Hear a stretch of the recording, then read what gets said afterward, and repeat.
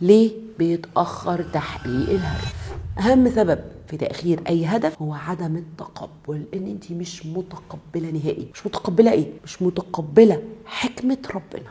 من كتر ما انت مش راضيه ومن كتر ما انت مش متقبله، انت عماله تحومي في نفس ده. مجرد بس ما توصلي لحاله من حالات القبول والرضا، انا راضيه يا رب، انا مش فارق معايا يحصل ولا ما يحصلش، اقسم بالله باللحظه دي هيبدا الهدف يتجلى ليكي من غير حتى انت ما تسعي له. لازم تعرفي ان ربنا بيحضرك للهدف، ربنا بيحميكي، ربنا اعلم بيكي منك. تقبلي حكمه ربنا، ارفعي ايدك كده وسلمي، يا رب انا مسلمه لك، انت قدني، انا بعمل اللي عليا بس. عدم تقبلك معناه ان انت مش قابله ومش مش راضيه باللي انت عايزاه وهتموتي على عارفه فكره هتموتي دي، ده معناها ان انت اصلا مش متقبله حكمه ربنا.